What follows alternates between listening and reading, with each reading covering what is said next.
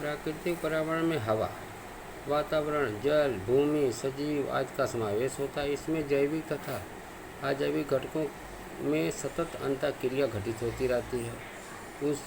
उसके परस्पर संबंध अधिक महत्वपूर्ण होते हैं। मानव निर्मित पर्यावरण का भी प्राकृतिक पर्यावरण पर प्रत्यक्ष या अप्रत्यक्ष रूप से क्या होता है, मानव निर्मित पर्यावरण का प्रभाव पड़ता है। मूलतः पर्यावरण में दो मुख्य घटकों का समावेश होता है, एक जैविक घटक, दूसरा अजैविक घटक। जैविक अजैविक घटकों की आंतरिक संबंधों का अध्ययन करने वाले विज्ञान को पारिस्थितिकी या इकोलॉजी कहते हैं। परिस्थिति का अध्ययन करने के लिए जिस मूलभूत कार्यात्मक इकाई का उपयोग करते हैं उसे ही क्या कहते हैं, परिसंस्था। यानी परिस्थितिक का अध्ययन करने के लिए परिस्थिति क्या होती है, अजैविक अजैविक घटकों।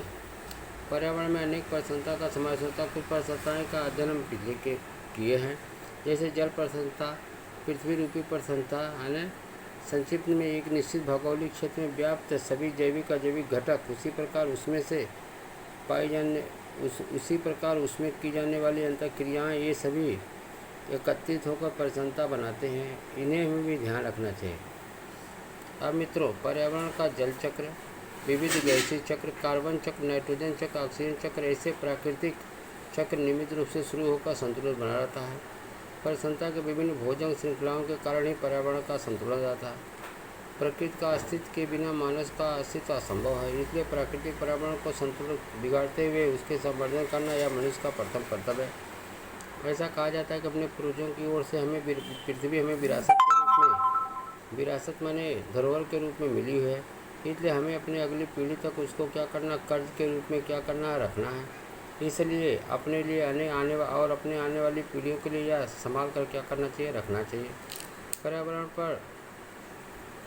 पर्यावरण पर प्रभाव डालने वाले घटक कौन से हैं? पर्यावरण पर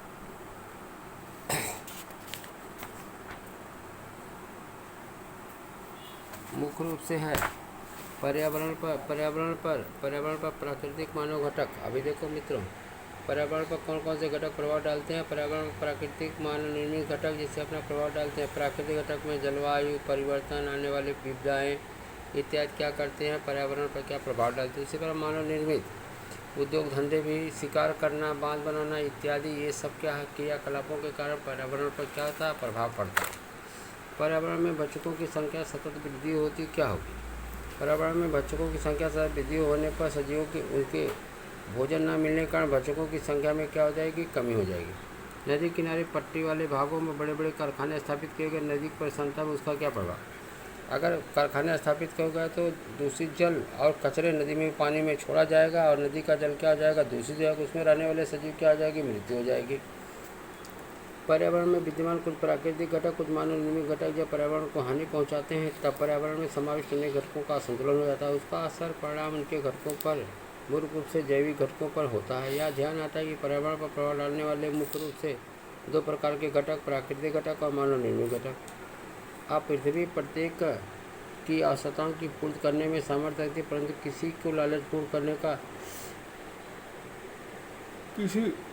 किसी का भी लालच पूर्ण करने में नहीं। महात्मा गांधी ये बात पृथ्वी के रूप में किए थे। ये 90 क्या है, कठिन नई किताब के अनुसार।